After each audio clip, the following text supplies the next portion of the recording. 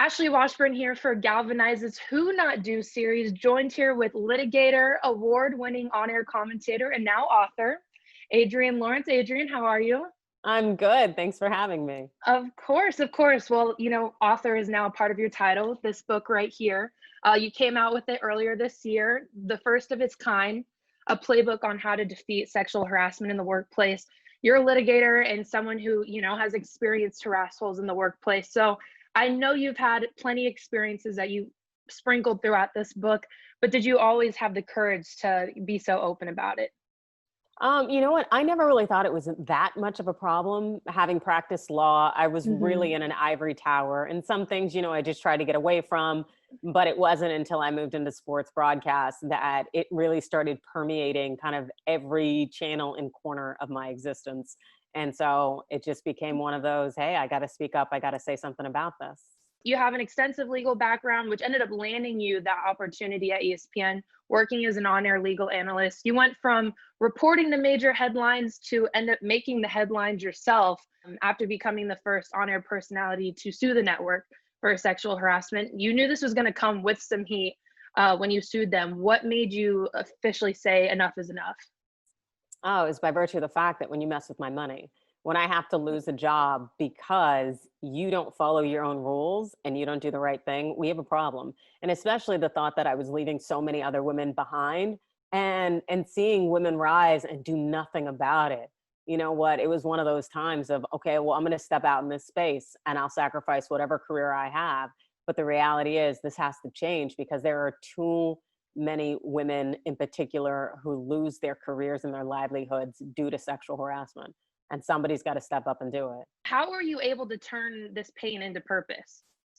Very much my book, Staying in the Game.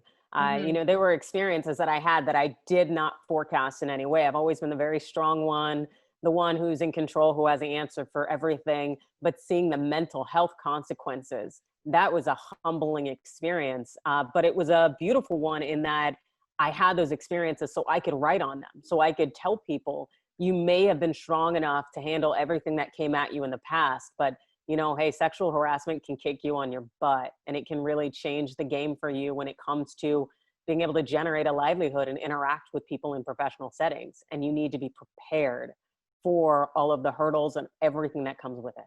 As I was reading your book, I didn't realize that there were, several forms of sexual harassment. You only think it's the one big thing of, sexual coercion, but I quickly came to the realization that, some of the uncomfortable moments that I've had in a few of my internships and jobs was actually sexual harassment. And it was kind of an eye awakening a moment. And I think as women, we put some of those experiences on the back burner because you're afraid of what will happen if you go public, especially in a big company setting.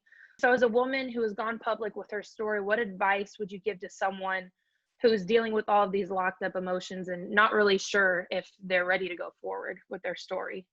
Well, I definitely say take your time Hmm. in realizing who you are and what you want to be and what means something to you.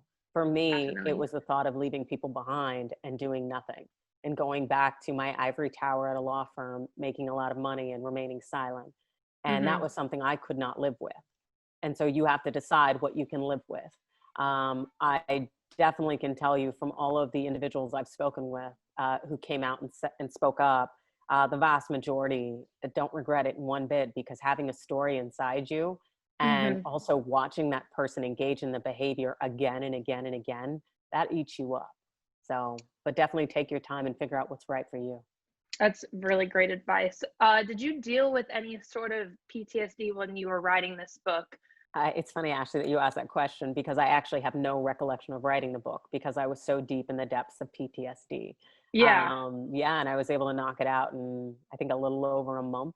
Um, in Wow. part because I also have other skills and talents that I learned about while doing the research for the book, but I don't have much of a recollection at all. And I think it's a protective mechanism to not go back to those points in my life because that's Mhm. something that PTSD can very much give you, and depression and anxiety, the memory loss element of not wanting to revisit some of those darkest periods of my life. It's just not worth it. It's interesting that you brought up, having no recollection of it, because I did do some research on you. And while you were writing the book, you actually found out you were on the spectrum of autism. But I love it because when, I was doing a deep dive on your social media, you keep talking about how you're thriving. Like, walk me through finding out that you were on the spectrum. I'm sure it answered a bunch of different questions that you had throughout this experience and certain things that you've gone through in life. You know what? I find that people often don't ask you why you did something. They don't Mm-hmm. ask you for the mental breakdown of why you chose a course of action. Mm-hmm. And so, unfortunately, my situation at ESPN had a lot of people making assumptions, and a few people started asking me, why did you do that?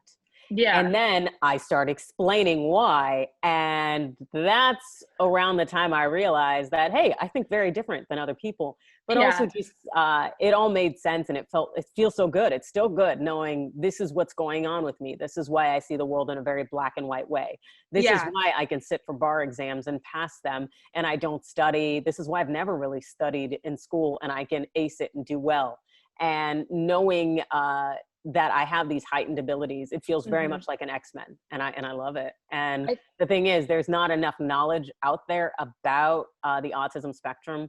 Also, because I'm more Asperger's, and the mm-hmm. fact that the doctors all lump it in now with the autism spectrum, I think does a disservice to those who have severe autism by putting us all in the same catch-all group when we're all very different. It's just a matter of that's how science and doctors decided it, but it doesn't make it so to speak. There are a Yeah. lot of women out there like me. I think one of my favorite things going through your book is you talked about having this boss mentality a lot. And it's important to note it's not spelled BOSS, it's BAWSE. How do you define the word boss and living every day with that boss mentality? Well, I would, in my own kind of cheeky sense, it's, knowing who you are, knowing what you deserve, and not forgetting that. This world wants you to forget, oftentimes putting your needs on the back burner, whether you're a woman or a member of a marginalized group.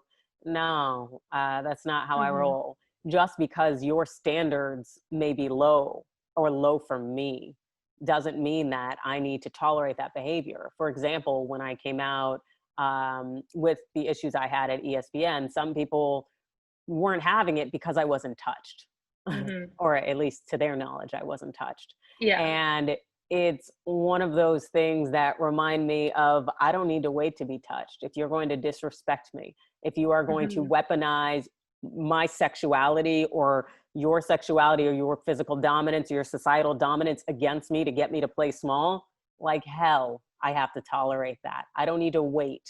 I can stand up for myself. And so a boss remembers that, and they don't let people gaslight them and tell them, no, it's not that big a deal. No.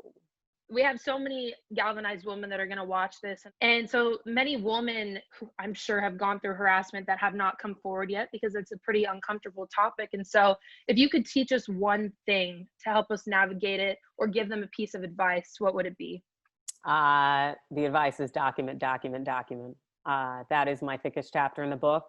It's because our society loves to deny people's, recollection. Also, too, you'll forget things. No one's Mm-hmm. perfect.